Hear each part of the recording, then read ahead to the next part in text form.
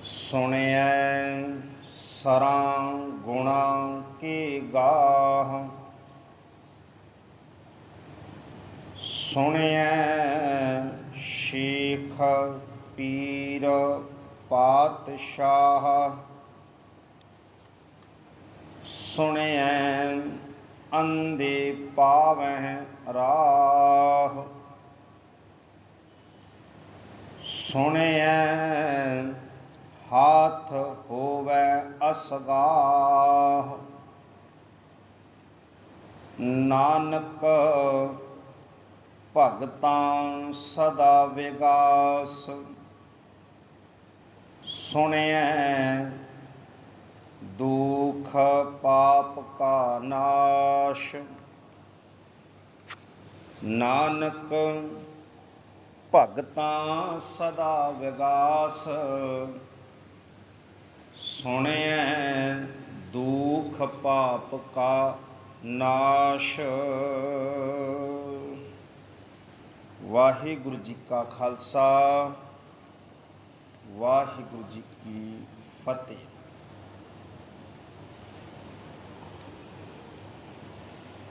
ਵਡਭਾਗੇ ਹਾਂ ਜੀ, ਸਤਿਗੁਰੂ ਪਾਤਸ਼ਾਹ ਦੇ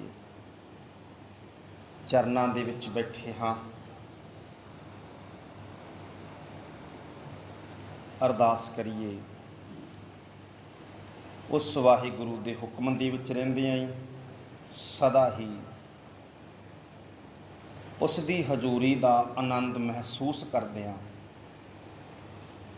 ਕਿਉਂਕਿ ਜਿਹੜੀ ਧਰਮ ਦੀ ਦੁਨੀਆ ਹੈ ਇਹ ਗੁਰਮੁਖੋ ਮਹਿਸੂਸਤਾ ਦੀ ਦੁਨੀਆ ਹੈ। ਪਰਮਾਤਮਾ ਬਾਹਰ ਦੀ ਦ੍ਰਿਸ਼ਟਮਾਨ ਚੀਜ਼ ਨਹੀਂ ਹੈ, ਮਹਿਸੂਸਤਾ ਹੈ। ਮਹਿਸੂਸ ਕਰ ਰਹੇ ਹਾਂ ਤੇ ਹਰ ਥਾਂ ਬੈਠਾ ਹੈ, ਨਹੀਂ ਮਹਿਸੂਸ ਕਰ ਰਹੇ ਤੇ ਕਿਤੇ ਵੀ ਨਹੀਂ ਹੈ।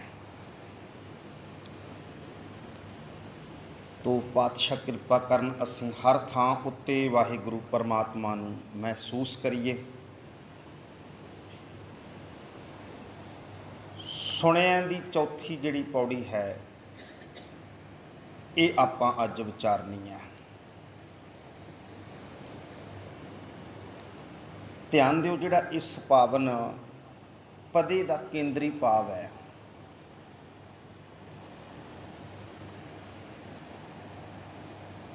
ਗੁਰੂ ਅਰਜਨ ਦੇਵ ਸਤਿਗੁਰੂ ਪਾਤਸ਼ਾਹ ਨੇ ਜਦੋਂ ਗੁਰੂ ਗ੍ਰੰਥ ਸਾਹਿਬ ਪਾਤਸ਼ਾਹ ਜੀ ਦੀ ਸੰਪੂਰਨ ਬਾਣੀ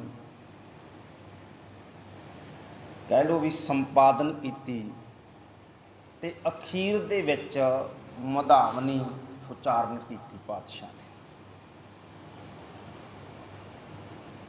ਮਧਾਵਨੀ ਦੇ ਵਿੱਚ ਗੁਰੂ ਅਰਜਨ ਸਾਹਿਬ ਪਾਤਸ਼ਾਹ ਇੱਕੋ ਬਚਨ ਜਿਹੜਾ ਹੈ ਉਹ ਸਿੱਖ ਨੂੰ ਸਮਝਾਉਂਦੇ ਨੇ ਕਿ ਇਹ ਜਿਹੜਾ ਗੁਰੂ ਗ੍ਰੰਥ ਸਾਹਿਬ ਪਾਤਸ਼ਾਹ ਜੀ ਦੀ ਬਾਣੀ ਵਿੱਚ ਸਿੱਖਾਂ ਮੈਂ ਜੋ ਵੀ ਤੈਨੂੰ ਦੇ ਕੇ ਚੱਲਿਆ ਨਾ, ਪਾਤਸ਼ਾਹ ਨੇ ਇਹ ਨਹੀਂ ਕਿਹਾ ਮੈਂ ਤੈਨੂੰ ਗ੍ਰੰਥ ਦੇ ਕੇ ਚੱਲਿਆ। ਗ੍ਰੰਥ ਪਹਿਲੇ ਦੁਨੀਆ 'ਚ ਬਹੁਤ ਸੀ। ਪਾਤਸ਼ਾਹ ਕਹਿੰਦੇ ਮੈਂ ਤੈਨੂੰ ਇੱਕ ਥਾਲ ਦੇ ਕੇ ਚੱਲਿਆ, ਭੋਜਨ ਵਾਲਾ। ਥਾਲ ਵਿੱਚ 3 ਵਸਤੂ ਪਈ।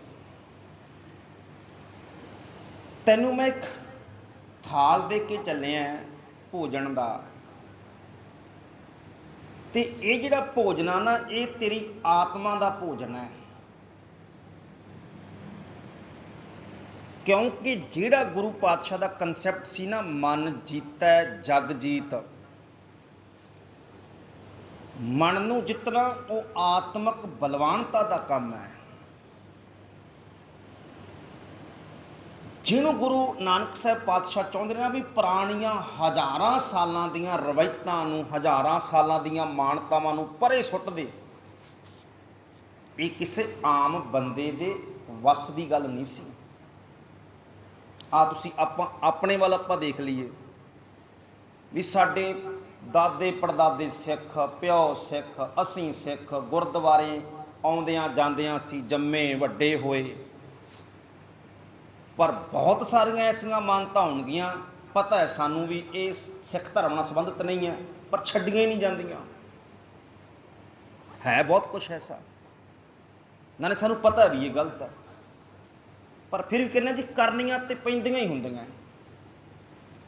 ਤੋ ਇੱਕਦਮ ਹਜ਼ਾਰਾਂ ਸਾਲਾਂ ਦੀਆਂ ਬਣੀਆਂ ਹੋਈਆਂ ਮਾਨਤਾਵਾਂ ਨੂੰ ਇੱਕਦਮ ਕਾਂਟਾ ਮਾਰ ਕੇ ਰਿਜੈਕਟ ਕਰ ਦੇਣਾ, ਇਹ ਆਤਮਕ ਬਲਵਾਨਤਾ ਵਾਲੇ ਮਨੁੱਖ ਦੀ ਨਿਸ਼ਾਨੀ ਹੈ, ਨਹੀਂ ਤੇ ਇਦਾਂ ਨਹੀਂ ਹੁੰਦਾ। ਤੋ ਇਸ ਕਰਕੇ ਪਾਤਸ਼ਾਹ ਨੇ ਸਾਨੂੰ ਆਤਮਿਕ ਭੋਜਨ ਦਿੱਤਾ। ਪਰ ਧਿਆਨ ਦਿਓ, ਜਿਹੜਾ ਪ੍ਰਸ਼ਾਦੇ ਪਾਣੀ ਵਾਲਾ ਭੋਜਨ ਹੈ, ਇਹ ਖਾਣਾ ਸੌਖਾ ਹੈ, ਇਹਨੂੰ ਪਚਾਉਣਾ ਵੀ ਸੌਖਾ ਹੈ, ਅੰਦਰ ਲਿਜਾਣਾ ਵੀ ਸੌਖਾ ਹੈ, ਕੋਈ ਬਹੁਤੀ ਮਿਹਨਤ ਨਹੀਂ ਹੈ। ਚੱਕ ਕੇ ਮੂੰਹ 'ਚ ਪਾ ਲੈਣਾ, ਪੇਟ ਨੇ ਹਜ਼ਮ ਕਰ ਦੇਣਾ। ਪਰ ਜਿਹੜਾ ਇਹ ਆਤਮਿਕ ਭੋਜਨ ਬਾਣੀ ਹੈ, ਪਰਮਾਤਮਾ ਦਾ ਨਾਮ ਹੈ, ਗੁਰੂ ਦਾ ਗਿਆਨ ਹੈ, ਇਹ ਸੌਖਿਆਂ ਅੰਦਰ ਹੀ ਨਹੀਂ ਜਾਂਦੀ, ਕੰਨਾਂ ਤੱਕ ਹੀ ਰਹਿ ਜਾਂਦੀ ਕਈ ਵਾਰ। ਤੇ ਇਹਨੂੰ ਅੰਦਰ ਲਿਜਾਣਾ ਵੀ ਔਖਾ ਹੈ। ਕਿਉਂ? ਕਿਉਂਕਿ ਜਿਵੇਂ ਗੁਰੂ ਅਰਜਨ ਸਾਹਿਬ ਪਾਤਸ਼ਾਹ ਕਹਿੰਦੇ ਨੇ, ਜਿਉਂ ਜਿਉਂ ਚਲੈ ਚੁਭੈ ਦੁੱਖ ਪਾਵੈ। ਤੋ ਜਿਹੜੀ ਹਉਮੈ ਹੈ ਤੇਰੇ ਅੰਦਰ ਬੈਠੀ, ਉਹ ਇਸ ਬਾਣੀ ਨੂੰ ਅੰਦਰ ਜਾਣ ਹੀ ਨਹੀਂ ਦਿੰਦੀ, ਕਿਉਂਕਿ ਬਾਣੀ ਤੇਰਾ ਤੇਰਾ, ਹਉਮੈ ਮੇਰਾ ਮੇਰਾ, ਮੈਂ ਅੱਗੇ ਰੁਕਾਵਟ ਬਣ ਜਾਂਦੀ ਹੈ। ਕਈ ਵਾਰ ਧਾਰਮਿਕ ਰਵਾਇਤਾਂ, ਧਾਰਮਿਕ ਮਾਨਤਾਵਾਂ, ਕਰਮ ਕਾਂਡ, ਦੁਨੀਆ ਭਰ ਦੇ ਬਚਪਨ ਦੀ ਸਿੱਖਿਆ, ਆਲੇ ਦੁਆਲੇ ਦਾ ਮਾਹੌਲ, ਉਹ ਇੱਕ ਬਹੁਤ ਵੱਡੀ ਰੁਕਾਵਟ ਬਣ ਜਾਂਦਾ। ਤੋ ਇਸ ਕਰਕੇ ਇਹਨੂੰ ਅੰਦਰ ਲਿਜਾਣਾ ਵੀ ਔਖਾ ਹੈ। ਅੱਛਾ, ਅੰਦਰ ਲਿਜਾਣਾ ਔਖਾ ਹੈ, ਅੰਦਰ ਕੋਈ ਲੈ ਵੀ ਜਾਵੇ ਫਿਰ ਹਜ਼ਮ ਕਰਨਾ ਬੜਾ ਔਖਾ ਹੈ।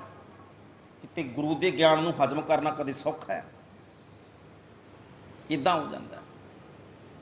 ਤੋ ਇਹਦੇ ਲਈ ਬਾਣੀ ਅੰਦਰ ਜਾਵੇ, ਅੰਦਰ ਜਾ ਕੇ ਹਜ਼ਮ ਹੋ ਜਾਵੇ, ਤੇ ਹਜ਼ਮ ਤੋਂ ਬਾਅਦ ਜਿਹੜੀ ਤਾਕਤ ਮਿਲਦੀ ਆ, ਫਿਰ ਆਤਮਿਕ ਤਾਕਤ ਮਿਲਦੀ, ਉਸ ਤਾਕਤ ਨੂੰ ਸੰਭਾਲ ਲੈਣਾ।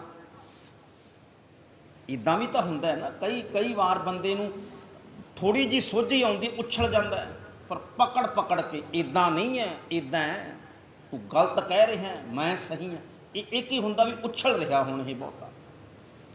ਤਾਂ ਉਸ ਗਿਆਨ ਨੂੰ ਸੰਭਾਲ ਲੈਣਾ ਇਹ ਹੋਰ ਵੀ ਔਖਾ ਹੈ। ਤੋ ਇਸ ਸਾਰੇ ਕੰਮ ਦੇ ਲਈ ਗੁਰਮੁਖੋ ਅਭਿਆਸ ਚਾਹੀਦਾ ਹੈ, ਜਿਹਨੂੰ ਧਰਮ ਦੁਨੀਆ ਅੰਦਰ ਸਾਧਨਾ ਕਿਹਾ ਜਾਂਦਾ। ਆਮ ਆਪਾਂ ਅਭਿਆਸ ਕਹਿ ਦਿੰਦੇ ਹਾਂ, ਧਰਮ ਦੀ ਦੁਨੀਆ ਅੰਦਰ ਸਾਧਨਾ ਕਿਹਾ ਜਾਂਦਾ ਹੈ। ਇਹਦੇ ਲਈ ਸਾਧਨਾ ਕਰਨੀ ਪੈਂਦੀ, ਅਭਿਆਸ ਕਰਨਾ ਪੈਂਦਾ। ਤੂੰ ਜਿਹੜਾ ਰੋਜ਼ਾਨਾ ਸਤਸੰਗਤ ਵਿੱਚ ਆਉਣਾ ਹੈ ਨਾ, ਇਹ ਸਾਡਾ ਅਭਿਆਸ ਹੈ ਇੱਕ। ਤੋ ਇਸ ਕਰਕੇ ਸਤਿਗੁਰੂ ਪਾਤਸ਼ਾਹ ਨੇ ਇਹ ਸੁਣਨ ਦੀ ਜਿਹੜੀ ਦਾਤ ਹੈ, ਇਹ ਸਾਡੀ ਝੋਲੀ ਪਾਈ। ਅੱਗੇ ਆਪਾਂ ਮੰਨਣ ਦੀ ਗੱਲਾਂ ਕਰਾਂਗੇ। ਤੋ ਚਲੋ ਆਓ ਹੁਣ ਆਪਾਂ ਅੱਖਰੀ ਅਰਥਾਂ ਵੱਲ ਆਉਣੇ ਆ। ਸੁਣਿਆ ਸਰਾਂ ਗੁਣਾ ਕੇ ਗਾ। ਸਰਾਂ ਰਾਰੇ ਨੂੰ ਕੰਨਾਂ ਉੱਤੇ ਬਿੰਦੀ ਲਗਾ ਕੇ, ਗੁਣਾ ਇਹਦੇ ਉੱਪਰ ਬਿੰਦੀ ਲਗਾ ਕੇ ਉਚਾਰਨ ਕਰਨਾ ਹੈ। ਸਰਾਂ ਗੁਣਾ ਕੇ ਗਾ। ਇਹਦੇ ਜਿਹੜੇ ਵਿਦਵਾਨ ਪੁਰਸ਼ਾਂ ਨੇ ਵੱਖੋ ਵੱਖਰੇ ਅਰਥ ਕੀਤੇ ਨੇ ਜੀ ਸਰਾਂ ਗੁਣਾ ਕੇ ਗਾ ਦੇ। ਤਾਂ ਗੁਰਮੁਖ ਮੇਰਾ ਯਤਨ ਹੁੰਦਾ ਹੈ ਵੀ ਜਿਹੜੇ ਸਭ ਤੋਂ ਸੌਖੇ ਜਿਹੇ ਅਰਥ ਨੇ, ਔਰ ਜਿਹੜੇ ਗੁਰਮਤਿ ਦੀ ਕਸੌਟੀ ਦੇ ਉੱਪਰ ਖਰੇ ਉਤਰਦੇ ਹੋਣ। ਕਿਉਂਕਿ ਇੱਕ ਸੁਭਾਅ ਜਿਹਾ ਆਪਣਾ ਬਣਾ ਕੇ ਰੱਖਿਆ ਹੋਇਆ ਵੀ ਕਲੀਅਰ ਕੱਟ ਚੱਲਣਾ ਚਾਹੀਦਾ ਬੰਦੇ ਨੂੰ, ਉਹ ਵਿਚਕਾਰਲੀ ਗੱਲ ਨਹੀਂ ਕਰਨੀ ਚਾਹੀਦੀ ਵੀ ਇੱਧਰ ਦੀ ਵੀ ਰਹਿ ਜੇ ਉੱਧਰ ਦੀ ਵੀ ਰਹਿ ਜੇ। ਉਹਦੇ ਨਾਲ ਫਿਰ ਇੱਕ ਮੈਂ ਕਹਿੰਦਾ ਹੁੰਦਾ ਵੀ ਬੇਈਮਾਨੀ ਹੈ ਸੁਣਨ ਮਨੁੱਖ ਦੇ ਅੰਦਰ। ਤੋ ਸਰਾਂ ਗੁਣਾ ਕੇ ਗਾ। ਸਰਾਂ ਦਾ ਅਰਥ ਹੈ ਸਮੁੰਦਰ, ਗੁਣਾ ਦਾ ਅਰਥ ਹੈ ਰੱਬੀ ਗੁਣ। ਸਰਾਂ ਗੁਣਾ ਕੇ, ਗੁਣਾ ਦੇ ਸਰੋਵਰ, ਸੌਖਾ ਜਿਹਾ ਅਰਥ ਬਣ ਜਾਏ, ਗੁਣਾ ਦੇ ਸਰੋਵਰ। ਗਾ ਦਾ ਅਰਥ ਹੁੰਦਾ ਗਾਣ ਵਾਲਾ, ਉਹਨੂੰ ਸਮਝਣ ਵਾਲਾ। ਤੋ ਗੁਰੂ ਨਾਨਕ ਸਾਹਿਬ ਪਾਤਸ਼ਾਹ ਕਹਿੰਦੇ ਨੇ ਪਰਮਾਤਮਾ ਦਾ ਨਾਮ ਸੁਣਨ ਦੇ ਨਾਲ ਮਨੁੱਖ ਗੁਣਾਂ ਦੇ ਸਰੋਵਰਾਂ ਨੂੰ ਗਾਹਣ ਵਾਲਾ ਬਣ ਜਾਂਦਾ ਹੈ, ਉਹਨੂੰ ਸਮਝਣ ਵਾਲਾ ਬਣ ਜਾਂਦਾ ਹੈ, ਉਹ ਗੁਣਾਂ ਦਾ ਸਰੋਵਰ ਹੀ ਬਣ ਜਾਂਦਾ, ਇਹ ਕਹਿ ਲਓ। ਦੇਖੋ ਨੁਕਤਾ ਸਮਝੋ, ਇੱਕ ਹੁੰਦਾ ਛੱਪੜ, ਇੱਕ ਹੁੰਦਾ ਸਰੋਵਰ, ਫਰਕ ਹੈ ਨਾ ਜੀ। ਸਮੁੰਦਰ ਕਹਿ ਲਓ, ਇੱਕ ਛੱਪੜ ਹੈ, ਇੱਕ ਨਦੀ ਹੈ, ਇੱਕ ਨਾਲਾ ਹੈ, ਉਸ ਤੋਂ ਬਾਅਦ ਇੱਕ ਬਹੁਤ ਵੱਡਾ ਸਮੁੰਦਰ ਹੈ। ਗੁਰੂ ਆਪ ਵੀ ਸਮੁੰਦਰ ਹੈ ਔਰ ਗੁਰੂ ਦਾ ਸੁਪਨਾ ਹੈ ਮੇਰਾ ਸਿੱਖ ਵੀ ਸਮੁੰਦਰ ਹੋਵੇ, ਇਹਨੇ ਛੱਪੜ ਨਹੀਂ ਬਣਨਾ। ਨੁਕਤਾ ਬੜੀ ਧਿਆਨ ਨਾਲ ਸਮਝੋ।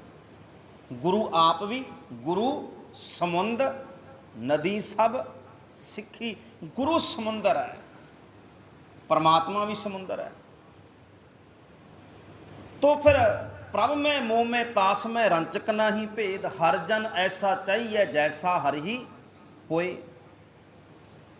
जे परमात्मा समुंदर वर्गा अथाह अगाध बोध है, गुरु समुंदर वर्गा अगाध बोध है, तो जी सिख की बिरती है ना, सिख की सोच है, वो भी गुरु ने समुंदर वर्गी बनाई है। इनू भी समुंदर वर्गे गुणा का मालक बनाया गुरु ने। एक शब्द समझो जी, ਜਿਹੜਾ ਜ਼ਰੂਰੀ ਹੈ।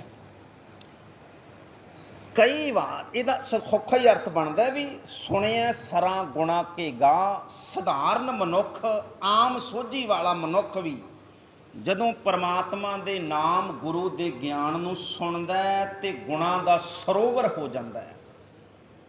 ਆਤਮਕ ਬਹੁਤ ਬਲਵਾਨਤਾ ਵਾਲਾ, ਇੱਕ ਵੱਡੀ ਵਿਸ਼ਾਲ ਸੋਝੀ ਵਾਲਾ ਹੋ ਜਾਂਦਾ ਹੈ। ਇੱਕ ਸ਼ਬਦ ਆਪਾਂ ਵਰਤਦੇ ਹਾਂ, ਇਹ ਕੱਟੜ ਸਿੱਖ ਹੈ। ਮੈਂ ਬਹੁਤ ਥਾਂ ਸੁਣਦਾ ਹੁੰਦਾ ਗੱਲ, ਇਹ ਤਾਂ ਜੀ ਕੱਟੜ ਸਿੱਖ ਹੈ, ਇਹ ਕੱਟੜ ਹਿੰਦੂ ਹੈ, ਇਹ ਕੱਟੜ ਬੋਧੀ ਹੈ, ਇਹ ਕੱਟੜ ਮੁਸਲਮਾਨ। ਅਸੀਂ ਵੀ ਕਹਿਣ ਲੱਗ ਪਏ ਜੀ ਇਹ ਕੱਟੜ ਸਿੱਖ। ਅੱਛਾ, ਜਿਹੜਾ ਤੱਤ ਦੀ ਗੱਲ ਕਰੇ ਆਪਾਂ ਠੱਪਾ ਲਾ ਦਿੰਦੇ, ਇਹ ਕੱਟੜ ਹੈ ਜੀ। ਸਿੱਖਾਂ ਦੇ ਅੰਦਰ ਗੁਰੂ ਨੇ ਕੱਟੜਤਾ ਭਰੀ ਨਹੀਂ। ਧਿਆਨ ਦਿਓ ਜੀ, ਸਿੱਖ ਹੈ ਉਹ ਕੱਟੜ ਨਹੀਂ ਹੋ ਸਕਦਾ, ਜਿਹੜਾ ਕੱਟੜ ਹੈ ਉਹ ਸਿੱਖ ਨਹੀਂ ਹੋ ਸਕਦਾ। ਹਾਂ, ਇਹ ਗੱਲ ਵੱਖਰੀ ਹੈ ਵੀ ਅਸੀਂ ਕੱਟੜਤਾ ਨੂੰ ਆਪਣੇ ਤਰੀਕੇ ਨਾਲ, ਸਿੱਖ ਪਰਪੱਕ ਹੈ। ਸਿੱਖ ਕੀ ਹੈ? ਸਿੱਖ ਅੰਦਰ ਕੱਟੜਤਾ ਨਹੀਂ ਹੈ, ਸਿੱਖ ਦੇ ਅੰਦਰ ਪਰਪੱਕਤਾ ਹੈ। ਇਹ ਪਰਪੱਕ ਹੈ। ਕੱਟੜਤਾ ਕੀ ਹੁੰਦੀ ਹੈ? ਕੱਟੜਤਾ ਇਹ ਹੁੰਦੀ ਹੈ ਮੇਰਾ ਹੀ ਗੁਰੂ ਸਭ ਤੋਂ ਉੱਚਾ ਹੈ, ਮੇਰਾ ਹੀ ਧਰਮ ਸਭ ਤੋਂ ਉੱਚਾ ਹੈ, ਮੇਰੀ ਬੋਲੀ ਸਭ ਤੋਂ ਉੱਚੀ ਹੈ, ਮੇਰੀ ਸੋਚ ਸਭ ਤੋਂ ਵੱਡੀ ਹੈ।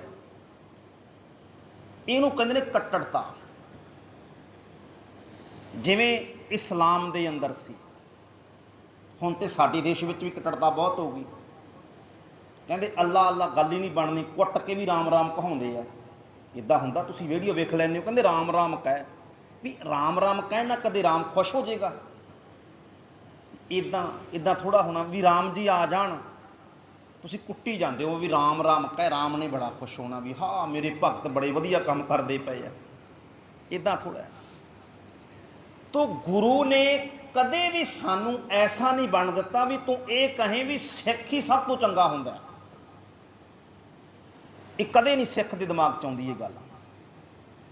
ਬਹਾਦਰ ਸ਼ਾਹ ਗੁਰੂ ਗੋਬਿੰਦ ਸਿੰਘ ਪਾਤਸ਼ਾਹ ਨੂੰ ਇਹੀ ਪੁੱਛਦਾ ਨਾ, ਕਹਿੰਦਾ ਪਾਤਸ਼ਾਹ ਧਰਮ ਕਿਹੜਾ ਚੰਗਾ ਹੈ? ਗੁਰੂ ਨੇ ਨਹੀਂ ਕਿਹਾ ਵੀ ਮੇਰਾ ਚੰਗਾ ਹੈ। ਕੀ ਕਹਿੰਦਾ ਗੁਰੂ ਗੋਬਿੰਦ ਸਿੰਘ ਪਾਤਸ਼ਾਹ? ਕਹਿੰਦੇ ਤੁਮਕੋ ਤੁਮਾਰਾ ਖੂਬ, ਹਮਕੋ ਹਮਾਰਾ ਖੂਬ। ਤੂੰ ਜਿਹਨੂੰ ਮੰਨਦਾ ਉਹਨੂੰ ਮੰਨ ਲੈ, ਪਰ ਹਾਂ ਕੱਲਾ ਮੰਨ ਲਈ, ਕੱਲਾ ਅਖਵਾਉਣ ਤੱਕ ਨਾ ਸੀਮਤ ਰਹੀ। ਜੇ ਅਖਵਾਉਣ ਤੱਕ ਸੀਮਤ ਰਹੇਗਾ ਨਾ, ਫਿਰ ਤੈਨੂੰ ਤੇਰੇ ਨੇ ਫਾਇਦਾ ਨਹੀਂ ਕਰਨਾ, ਮੇਰੇ ਨੇ ਤਾਂ ਕਰਨਾ ਕੀ ਹੈ। ਤੇ ਜੇ ਮੰਨ ਲੈ, ਸਮਝ ਲਵੇਂ, ਫਿਰ ਤੈਨੂੰ ਤੇਰਾ ਹੀ ਖੂਬ ਹੈ। ਇੱਕ ਸ਼ਬਦ ਆਉਂਦਾ ਬਾਬਾ ਨਾਮਦੇਵ ਸਾਹਿਬ ਦਾ, ਗੁਰਮਤਿ ਰਾਮ ਨਾਮ ਗਹੁ ਮੀਤਾ, ਪਰਨਵੈ ਨਾਮਾ ਇਉਂ ਕਹੈ ਗੀਤਾ। ਨਾਮਦੇਵ ਬੇਨਤੀ ਕਰਦਾ ਹੈ, ਭਾਈ ਮੈਂ ਨਹੀਂ ਕਹਿ ਰਿਹਾ, ਸੁਣਨ ਵਾਲਿਆ ਤੇਰੀ ਗੀਤਾ ਵੀ ਇਹੀ ਕਹਿੰਦੀ ਹੈ। ਇਉਂ ਕਹੈ ਗੀਤਾ। ਤੇਰੀ ਗੀਤਾ ਵੀ ਇੰਝ ਹੀ ਕਹਿੰਦੀ ਹੈ। ਇਹ ਨਹੀਂ ਕਿਹਾ ਵੀ ਗੁਰੂ ਗ੍ਰੰਥ ਸਾਹਿਬ ਇੰਝ ਕਹਿੰਦਾ ਤੇਰੀ ਗੀਤਾ ਵੀ। ਔਰ ਸ਼ਬਦ ਕਿਹੜਾ ਹੈ? ਸ਼ਬਦ ਹੈ ਭੈਰੋਂ ਭੂਤ ਸੀਤਲਾ ਧਾਵੈ, ਖਰਵਾਹਨ ਉਹ ਛਾਰ ਉਡਾਵੈ, ਮਹਾਮਾਈ ਕੀ ਪੂਜਾ ਕਰੈ, ਨਰਸੇ ਨਾਰ ਹੋਏ ਅਵਤਰੈ, ਤੂੰ ਕਹੀਅਤ ਹੈ ਆਦ ਭਵਾਨੀ, ਮੁਕਤ ਕੀ ਬਰੀਆ ਕਹਾਂ ਛੁਪਾਨੀ। ਇਹ ਵਾਲਾ ਸ਼ਬਦ ਹੈ ਉਹ ਸਾਰਾ। ਅਖੀਰ ਤੇ ਕਹਿੰਦੇ ਇਉਂ ਕਹੈ ਗੀਤਾ। ਅਰਥ ਕੀ ਬਣਿਆ? ਆਪਣੀ ਗੀਤਾ ਨੂੰ ਸਮਝੀ ਵਿਚਾਰੀ, ਤਤ ਗਿਆਨ ਇਹੀ ਮਿਲੇਗਾ। ਕੀ ਮਿਲੇਗਾ? ਜੈਸਾ ਸਿਮਰੇਗਾ ਵੈਸਾ ਹੋ ਜਾਏਗਾ। ਇਹੀ ਹੈ। ਤੋ ਸਤਿਗੁਰੂ ਪਾਤਸ਼ਾਹ ਨੇ ਕਿਹਾ ਮੰਨਣਾ ਹੈ। ਸੁਣਨ ਦੀ ਬਾਅਦ ਵੀ ਪਾਤਸ਼ਾਹ ਨੇ ਤਾਂ ਮੰਨਣ ਦੀਆਂ ਗੱਲਾਂ ਕੀਤੀਆਂ ਨਾ। ਤੋ ਧਿਆਨ ਦਿਓ, ਜੇ ਕੋਈ ਮਨੁੱਖ ਇਹ ਕਹਿੰਦਾ ਹੈ ਵੀ ਮੇਰਾ ਹੀ ਧਰਮ ਚੰਗਾ ਹੈ, ਮੇਰੀ ਬੋਲੀ ਚੰਗੀ ਹੈ, ਮੇਰਾ ਹੀ ਗੁਰੂ ਸਭ ਤੋਂ ਸ੍ਰੇਸ਼ਟ ਹੈ। ਹਾਂ, ਹਰ ਇੱਕ ਮਾਂ ਪਿਓ ਹਰ ਇੱਕ ਬੱਚੇ ਲਈ ਪਰਮਾਤਮਾ ਹੀ ਹੁੰਦਾ ਹੈ। ਮੇਰੇ ਲਈ ਮੇਰਾ ਹੀ ਗੁਰੂ ਹੀ ਸ੍ਰੇਸ਼ਟ ਹੈ। ਪਰ ਮੈਂ ਇਹ ਨਹੀਂ ਕਹਿੰਦਾ ਵੀ ਤੇਰਾ ਘਟੀਆ, ਤੇਰਾ ਮਾੜਾ, ਇਹ ਮੈਂ ਨਹੀਂ ਕਦੇ ਕਹਾਂਗਾ। ਤੋ ਇਸੇ ਲਈ ਇਹਨੂੰ ਕਹਿੰਦੇ ਨੇ ਸਮੁੰਦਰ ਹੋ ਜਾਣਾ। ਸਰਾਂ ਗੁਣਾ ਕੇ ਗਾ, ਗੁਣਾ ਦਾ ਸਮੁੰਦਰ ਹੋ ਜਾਣਾ, ਵਿਸ਼ਾਲਤਾ ਆ ਜਾਣੀ, ਹਿਰਦਾ ਵਿਸ਼ਾਲ ਹੋ ਜਾਣਾ, ਸਾਰੇ ਤੇਰੇ ਕੋਲੇ ਬੈਠ ਸਕਣ। ਤੁਸੀਂ ਦੇਖੋ ਨਾ, ਤਾਂ ਹੀ ਤੇ ਕਦੇ ਹਰਿਮੰਦਰ ਸਾਹਿਬ ਜਾਓ, ਉੱਥੇ ਮੁਸਲਮਾਨ ਵੀ ਆ ਜਾਂਦੇ ਆ, ਤੇ ਜਦੋਂ ਉਹਨਾਂ ਦੀ ਨਮਾਜ਼ ਦਾ ਟਾਈਮ ਹੁੰਦਾ ਤੇ ਉਹ ਨਾ ਪ੍ਰਕਰਮਾਂ ਵਿੱਚ ਹੀ ਇੱਕ ਪਾਸੇ, ਮੈਂ ਕਈ ਵਾਰ ਦੇਖਿਆ ਜਿਹੜਾ ਲੰਗਰ ਵਾਲਾ ਪਾਸਾ ਹੈ, ਉਹ ਉੱਥੇ ਪ੍ਰਕਰਮਾਂ ਵਿੱਚ ਇੱਕ ਪਾਸੇ ਬਹਿ ਕੇ ਨਮਾਜ਼ ਅਦਾ ਕਰ ਲੈਂਦੇ ਆ ਉੱਥੇ ਹੀ। ਹੁਣ ਤੁਸੀਂ ਦੇਖੋ, ਕਦੇ ਦੁਨੀਆ ਦੇ ਕਿਸੇ ਮੰਦਰ ਵਿੱਚ ਇੱਦਾਂ ਹੋ ਸਕਦਾ ਵੀ ਨਮਾਜ਼ ਅਦਾ? ਕਦੇ ਕਿਸੇ ਮੰਦਰ ਵਿੱਚ ਨਮਾਜ਼ ਨਹੀਂ ਹੋ ਸਕਦੀ, ਔਰ ਕਿਸੇ ਮਸੀਤ ਦੇ ਵਿੱਚ ਕਦੇ ਗੀਤਾ ਨਹੀਂ ਹੋ ਸਕਦੀ।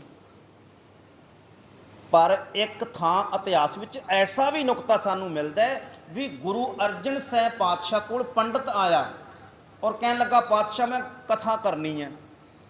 ਪਾਤਸ਼ਾਹ ਕਹਿੰਦੇ ਕਾਹਦੀ? ਕਹਿੰਦਾ ਜੀ ਗਰੁੜ ਪੁਰਾਣ ਦੀ ਕਰਨੀ ਹੈ। ਪਾਤਸ਼ਾਹ ਕਹਿੰਦੇ ਕਰ ਲਾ। ਗਰੁੜ ਪੁਰਾਣ ਦੀ ਕਥਾ ਦਾ ਜਿਹੜਾ ਸੀ ਨਾ, ਉਹ ਸਮਾਂ ਦਿੱਤਾ ਪਾਤਸ਼ਾਹ। ਦੋ ਕਾਰਨ ਸੀ ਉਹਦੇ ਗੁਰਮੁਖ। ਇੱਕ ਤੇ ਕਾਰਨ ਇਹ ਸੀ ਵੀ ਪੰਡਤ ਨੂੰ ਇਹ ਨਾ ਮਨ ਵਿੱਚ ਜਾਵੇ ਵੀ ਮੈਨੂੰ ਮੇਰੀ ਗੱਲ ਨਹੀਂ ਕਹਿਣ ਦਿੱਤੀ ਗਈ, ਮੈਨੂੰ ਮੇਰੀ ਗੱਲ ਕਹਿਣ ਦਾ ਮੌਕਾ ਨਹੀਂ ਮਿਲਿਆ। ਪਾਤਸ਼ਾਹ ਕਹਿੰਦੇ ਕਹਿ ਲਾ ਤੂੰ ਆਪਣੀ ਗੱਲ। ਭਾਵੇਂ ਕਿ ਗਰੁੜ ਪੁਰਾਣ ਤੇ ਗੁਰੂ ਗ੍ਰੰਥ ਸਾਹਿਬ ਵਿਚਾਰਕ ਤੌਰ ਦੇ ਉੱਤੇ ਵਿਰੋਧਤ ਹੈ, ਬਿਲਕੁਲ ਉਲਟ ਹੈ ਇੱਕ ਦੂਜੇ ਦੇ। ਦੂਜੇ ਪਾਸੇ ਸਿੱਖਾਂ ਨੂੰ ਵੀ ਪਾਤਸ਼ਾਹ ਨੇ ਇਹ ਕਿਹਾ ਵੀ ਦੇਖਦੇ ਆ ਕਿੰਨਾ ਕੁ ਮੰਨਦੇ ਆ, ਪਤਾ ਤਾਂ ਹੋਵੇ ਇਹਨਾਂ ਨੂੰ। ਕੰਪੈਰੀਜ਼ਨ ਤਾਂ ਹੀ ਕਰਨਗੇ ਜੇ ਦੋਨੇ ਪਾਸੇ ਦਾ ਗਿਆਨ ਹੋਵੇਗਾ। ਤੇ ਔਰ ਕਮਾਲ ਦੀ ਗੱਲ, ਸਿੱਖ ਵੀ ਬੜੇ ਵਿਵੇਕ ਬੁੱਧ ਵਾਲੇ ਸਨ। ਸਿੱਖਾਂ ਨੇ ਸੁਣੀ ਗੱਲ ਨੂੰ, ਔਰ ਜਦੋਂ ਪੰਡਤ ਨੇ ਇਹ ਕਹਿਣਾ ਵੀ 365 ਦਿਨਾਂ ਵਿੱਚ ਬੰਦਾ ਪਹੁੰਚਦਾ, ਤੇ ਸਿੱਖ ਕਹਿਣ ਲੱਗੇ ਜੀ ਤੁਹਾਡੇ ਅਨੁਸਾਰ ਪਹੁੰਚਦਾ ਹੋਵੇਗਾ, ਅਸੀਂ ਤਾਂ ਗੁਰੂ ਦੀ ਕਿਰਪਾ ਧਾਰਨ ਕਰਕੇ ਬੈਠੇ ਹਾਂ, ਸਾਡੇ ਤੇ ਗੁਰੂ ਦੀ ਕਿਰਪਾ ਇੰਨੀ ਕੁ ਹੈ, ਬਸ ਗੁਰੂ ਇੱਧਰੋਂ ਸਿਰ ਤੇ ਹੱਥ ਰੱਖ ਕਿਰਪਾ ਦ੍ਰਿਸ਼ਟੀ ਕਰੇ, ਸਿੱਖ ਮੁਕਤ ਹੋ ਜਾਂਦਾ ਹੈ। ਇੱਥੇ ਤਾਂ ਇੱਕ ਪਲ ਦੀ ਗੱਲ ਹੈ, ਇਹ ਤੇਰੀ ਗੱਲ ਹੈ 365 ਦਿਨਾਂ ਦੀ। ਸਾਡੇ ਤਾਂ ਬਲਹਾਰੀ ਗੁਰ ਆਪਣੇ ਦਿਉਹਾੜੀ ਸਦਵਾਰ, ਜਿਨ ਮਾਨਸ ਤੇ ਦੇਵਤੇ ਕੀਏ ਕਰਤ ਨਾ ਲਾਗੀ ਵਾਰ। ਇੱਕ ਪਲ ਨਹੀਂ ਲੱਗਦਾ। ਸੁੱਕੇ ਹਰੇ ਕੀਏ ਖਿੰਨ ਮਾਹੇ, ਤੇ ਖਿੰਨ ਮਾਤਰ ਦਾ ਸਮਾਂ ਲੱਗਦਾ ਜ਼ਿੰਦਗੀ ਪਲਟਣ ਦੇ ਲਈ। ਤੋ ਕਹਿਣ ਦਾ ਭਾਵ ਕੀ ਹੈ? ਪਾਤਸ਼ਾਹ ਕਹਿੰਦੇ ਪਰਮਾਤਮਾ ਦਾ ਨਾਮ ਸੁਣਨ ਦੇ ਨਾਲ ਸਰਾਂ ਗੁਣਾ ਕੇ ਗਾ। ਸਰੋਵਰਾਂ, ਗੁਣਾ ਦੇ ਸਰੋਵਰਾਂ ਨੂੰ ਗਾਹਣ ਵਾਲਾ, ਗੁਣਾ ਦਾ ਸਰੋਵਰ ਬਣ ਜਾਂਦਾ ਹੈ ਮਨੁੱਖ। ਰੱਬੀ ਗੁਣਾ ਨਾਲ ਭਰਪੂਰ ਹੋ ਜਾਂਦਾ, ਇਹਦਾ ਸੌਖਾ ਅਰਥ ਬਣਦਾ ਰੱਬੀ ਗੁਣਾ ਦੇ ਨਾਲ ਭਰਪੂਰ ਹੋ ਜਾਂਦਾ ਹੈ। ਔਰ ਗੁਣਾ ਨੂੰ ਗਾਹਣ ਵਾਲਾ, ਗਾਹ ਦਾ ਕੀ ਅਰਥ ਹੈ? ਗਾਹਣ ਵਾਲਾ ਬਣ ਜਾਂਦਾ ਹੈ। ਸੁਣਿਐ ਸ਼ੇਖ ਪੀਰ ਪਾਤਸ਼ਾਹ, ਸੁਣਨ ਦੇ ਨਾਲ। ਅੱਛਾ, ਇਹਦੇ ਵੀ ਦੋ ਅਰਥ ਮਿਲਦੇ ਨੇ, ਦੋ ਤਿੰਨ ਅਰਥ। ਇੱਕ ਤੇ ਮਿਲਦੇ ਨੇ ਕਿ ਪਰਮਾਤਮਾ ਦਾ ਨਾਮ ਸੁਣਨ ਦੇ ਨਾਲ ਸ਼ੇਖ ਪੀਰ ਪਾਤਸ਼ਾਹ ਵਰਗੀ ਉੱਚੀ ਪਦਵੀ ਉੱਪਰ ਮਨੁੱਖ ਪਹੁੰਚ ਜਾਂਦਾ ਹੈ। ਪ੍ਰੋਫੈਸਰ ਸਾਹਿਬ ਸਿੰਘ ਨੇ ਵੀ ਕੀਤੇ ਨੇ, ਔਰ ਮਸਕੀਨ ਸਾਹਿਬ ਵੀ ਇਹੀ ਅਰਥ ਕਰਦੇ ਹੁੰਦੇ ਸੀ। ਪਰ ਜੋਸ਼ ਸਾਹਿਬ ਕਹਿੰਦੇ ਨੇ ਵੀ ਗੁਰੂ ਦਾ ਮਕਸਦ ਸ਼ੇਖ ਪੀਰ ਬਣਾਉਣਾ ਨਹੀਂ ਸੀ। ਇਸ ਕਰਕੇ ਸ਼ੇਖ ਇਸਲਾਮੀ ਜਗਤ ਦਾ ਧਾਰਮਿਕ ਵਿਦਵਾਨ ਹੁੰਦਾ ਹੈ, ਉਹਨੂੰ ਸ਼ੇਖ ਕਿਹਾ ਜਾਂਦਾ, ਜਿਵੇਂ ਸ਼ੇਖ ਫਰੀਦ ਸਾਹਿਬ। ਤੋ ਪੀਰ ਦਾ ਅਰਥ ਹੁੰਦਾ ਇਸਲਾਮ ਮਤ ਹੈ ਜਿਹੜੀ, ਉਹਦੇ ਜਿਹੜੇ ਧਾਰਮਿਕ ਆਗੂ ਹੁੰਦੇ ਨੇ ਪੀਰ, ਧਾਰਮਿਕ ਆਚਾਰੀਆ। ਪਾਤਸ਼ਾਹ ਦਾ ਅਰਥ ਹੁੰਦਾ ਰਾਜਿਆਂ ਦਾ ਰਾਜਾ। ਇੱਕ ਹੁੰਦਾ ਰਾਜਾ, ਇੱਕ ਹੁੰਦਾ ਰਾਜਿਆਂ ਦਾ ਵੀ ਰਾਜਾ, ਉਹਨੂੰ ਕਹਿੰਦੇ ਨੇ ਪਾਤਸ਼ਾਹ। ਤੋ ਕਹਿੰਦੇ ਪਰਮਾਤਮਾ ਦਾ ਨਾਮ ਸੁਣਨ ਦੇ ਨਾਲ ਸ਼ੇਖ ਪੀਰ ਪਾਤਸ਼ਾਹ ਵਰਗੀ ਉੱਚਾ ਮਰਤਬਾ ਮਿਲ ਜਾਂਦਾ, ਪ੍ਰਾਪਤੀ ਹੋ ਜਾਂਦੀ ਹੈ। ਪਰ ਕੁਝ ਵਿਦਵਾਨ ਕਹਿੰਦੇ ਨੇ ਵੀ ਪਰਮਾਤਮਾ ਦਾ ਨਾਮ ਸੁਣਨ ਦੇ ਨਾਲ ਸ਼ੇਖ ਪੀਰ ਪਾਤਸ਼ਾਹ ਇਹ ਤਿੰਨੇ ਦੁਨਿਆਵੀ ਪਦ ਨੇ। ਜੋਸ਼ ਸਾਹਿਬ ਇਹਦਾ, ਮਹਿੰਦਰ ਸਿੰਘ ਜੋਸ਼ ਇਹਦਾ ਅਰਥ ਕਰਦੇ ਨੇ, ਸ਼ੇਖ ਪੀਰ ਪਾਤਸ਼ਾਹ ਤਿੰਨੇ ਦੁਨਿਆਵੀ ਪਦ ਨੇ, ਦੁਨਿਆਵੀ ਅਹੁਦੇ ਇਹ। ਇਹਨਾਂ ਦੀ ਅਸਲੀਅਤ, ਇਹਨਾਂ ਦੀ ਪਾਇਆ ਕੀ ਹੈ ਉਹ ਸਮਝ ਪੈ ਜਾਂਦੀ ਹੈ ਜੇ ਤੂੰ ਪਰਮਾਤਮਾ ਦੇ ਨਾਮ ਨੂੰ ਸਮਝ ਲਵੇਂ ਕਿ ਸ਼ੇਖ ਪੀਰ ਪਾਤਸ਼ਾਹ ਨੇ ਜਿਹੜੇ ਦੁਨਿਆਵੀ ਸ਼ੋਭਾ ਦੇ ਲਖਾਇਕ ਤੇ ਹਨ, ਦੁਨਿਆਵੀ ਸ਼ੋਭਾ ਤੇ ਇਹਨਾਂ ਨੂੰ ਮਿਲਦੀ ਹੈ। ਪਰ ਜੇ ਤੂੰ ਪਰਮਾਤਮਾ ਦਾ ਨਾਮ ਸੁਣ ਲਵੇਂ ਤੈਨੂੰ ਸਮਝ ਪੈ ਜਾਏਗੀ ਕਿ ਉਸ ਪਰਮਾਤਮਾ ਦੇ ਦਰ ਦੇ ਉੱਤੇ, ਹੁਣ ਤੁਸੀਂ ਦੇਖੋ ਜਿਹੜਾ ਸ਼ੇਖ ਹੈ, ਇੱਕ ਨੂੰ ਤਾਂ ਸਮਝੋ ਗੱਲ ਕਿਹਦੀ ਚੱਲਦੀ ਪਈ ਹੈ, ਸੁਣਨ ਦੀ ਗੱਲ ਚੱਲਦੀ ਪਈ ਹੈ, ਸੁਣਨ ਦੀ। ਪਰ ਜਿਹੜਾ ਸ਼ੇਖ ਪੀਰ ਹੈ ਇਹ ਕਹਿਣ ਵਾਲੇ ਨੇ, ਸੁਣਨ ਵਾਲੇ ਥੋੜ੍ਹਾ। ਸ਼ੇਖ ਹੈ ਜਿਹੜਾ ਉਹ ਕੀ ਹੈ, ਧਾਰਮਿਕ ਵਿਦਵਾਨ ਹੈ। ਵਿਦਵਾਨ ਕੀ ਕਹਿੰਦਾ, ਕਹਿਣ ਵਾਲਾ ਹੁੰਦਾ ਵਿਦਵਾਨ। ਦੂਜਾ ਪੀਰ ਦੁਨੀਆ ਨੂੰ ਉਪਦੇਸ਼ ਦੇਣ ਵਾਲਾ ਹੁੰਦਾ, ਪਾਤਸ਼ਾਹ ਹੁਕਮ ਕਰਨ ਵਾਲਾ ਹੁੰਦਾ। ਇਹ ਤਿੰਨੇ ਹੁਕਮ ਕਰਨ ਵਾਲੇ ਨੇ, ਤਿੰਨੇ। ਪਾਤਸ਼ਾਹ ਕਹਿੰਦੇ ਅਸਲੀਅਤ ਪਤਾ ਲੱਗ ਜਾਂਦੀ ਹੈ ਵੀ ਹੁਕਮ ਕਰਨ ਦੇ ਨਾਲ ਨਹੀਂ, ਪਰਮਾਤਮਾ ਦੇ ਦਰ ਦੇ ਉੱਤੇ ਪ੍ਰਾਪਤੀ ਸੁਣਨ ਦੇ ਨਾਲ ਹੁੰਦੀ ਹੈ।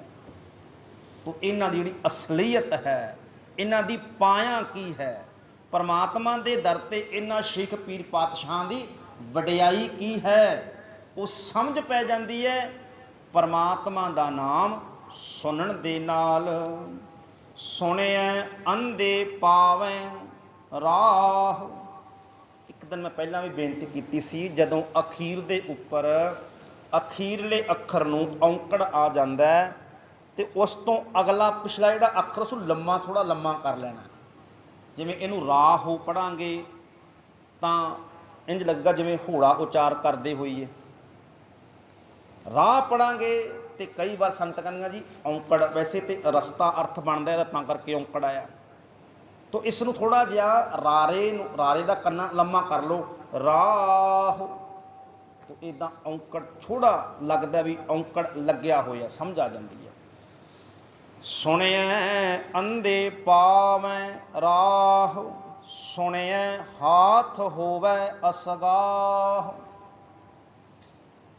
ਤੋ ਅੰਧੇ ਪਾਵੈ ਰਾਹ, ਅੰਨੇ ਦਾ ਅਰਥ ਹੈ ਅਗਿਆਨੀ ਮਨੁੱਖ, ਮਤ ਤੋਂ ਅੰਧਾ। ਅੰਧੇ ਇਹ ਨਾ ਆਖੀਆਂ ਜਿਨ ਮੁਖ ਲੋਇਣ ਨਾਹੀਂ। ਅਰਥ ਕੀ, ਧਰਮ ਦੀ ਦੁਨੀਆ ਅੰਦਰ ਅੰਨੇ ਦਾ ਅਰਥ ਹੈ ਅਗਿਆਨੀ ਮਨੁੱਖ। ਇਹਨੂੰ ਪਾਤਸ਼ਾਹ ਨੇ ਕਿਹਾ, ਸਤਿਗੁਰੂ ਪਾਤਸ਼ਾਹ ਕਹਿੰਦੇ ਜਿਹੜਾ ਲਾਲਚੀ ਮਨੁੱਖ ਹੁੰਦਾ, ਲੋਭੀ ਮਨੁੱਖ ਹੁੰਦਾ, ਉਹ ਅੰਨਿਆਂ ਵਰਗਾ ਹੁੰਦਾ। ਇਸ ਕਰਕੇ ਸੁਣਿਐ ਅੰਧੇ ਪਾਵੈ ਰਾਹ, ਅਗਿਆਨੀ ਮਨੁੱਖ ਨੇ ਜਿਹੜੇ ਉਹ ਵੀ ਸੱਚੇ ਰਸਤੇ ਨੂੰ ਪ੍ਰਾਪਤ ਕਰ ਲੈਂਦੇ ਹਨ ਪਰਮਾਤਮਾ ਦਾ ਨਾਮ ਸੁਣਨ ਦੇ ਨਾਲ। ਜਿਵੇਂ ਅਸੀਂ ਬਚਨ ਕਰਦੇ ਹਾਂ, ਭੂਲੇ ਮਾਰਗ ਜਿਨੈ ਬਤਾਇਆ ਐਸਾ ਗੁਰ ਵਡਭਾਗੀ ਪਾਇਆ। ਭੁੱਲੇ ਸੀ ਪਰ ਗੁਰੂ ਦੇ ਚਰਨਾਂ ਵਿੱਚ ਆਏ ਤੇ ਮਾਰਗ ਪਤਾ ਲੱਗ ਗਿਆ, ਅੰਧੇ ਨੂੰ ਰਸਤਾ ਮਿਲ ਗਿਆ ਸੱਚ ਦਾ। ਗੁਰੂ ਅਮਰਦਾਸ ਸਾਹਿਬ ਪਾਤਸ਼ਾਹ ਗੁਰੂ ਚਰਨਾਂ ਵਿੱਚ ਆਉਣ ਤੋਂ ਪਹਿਲਾਂ ਇੱਕ ਮਤ ਦੇ ਤੌਰ ਦੇ ਉੱਤੇ ਅੰਧੇਰੇ ਦੇ ਵਿੱਚ ਨੇ, ਅੰਨੇ ਦੀ ਜ਼ਿੰਦਗੀ ਜੀ ਰਹੇ ਨੇ। ਗੁਰੂ ਕੋਲੇ ਆਏ, ਪਤਾ ਲੱਗਿਆ ਉਹ ਪਰਮਾਤਮਾ ਅਸਲ ਵਿੱਚ ਹੈ ਕੈਸਾ। ਉਹ ਕੋਈ ਮੂਰਤੀ ਨਹੀਂ ਹੈ, ਕਿਸੇ ਆਕਾਰ ਦੇ ਵਿੱਚ ਨਹੀਂ ਹੈ, ਕਿਸੇ ਇੱਕ ਥਾਂ ਉੱਤੇ ਬੱਧਿਆ ਨਹੀਂ ਹੈ। ਅੰਨਾ ਮਨੁੱਖ ਹੁੰਦਾ ਨਾ, ਗੁਰਮੁਖ ਜਿਹੜਾ ਅੰਨਾ। ਚੇਤਾ ਕਰੋ, ਅਸੀਂ ਆਪਣੇ ਘਰ ਦੇ ਕਮਰੇ 'ਚ ਖੜੇ ਹੋਈਏ। ਕਮਰੇ 'ਚ ਕਿੰਨੀ ਮਿੱਟੀ ਹੈ, ਕਿੰਨੀ ਧੂੜ ਹੈ, ਕਮਰਾ ਹੈ ਕਿੱਦਾਂ ਦਾ, ਪਤਾ ਉਦੋਂ ਲੱਗਦਾ ਜਦੋਂ ਚਾਨਣ ਹੁੰਦਾ।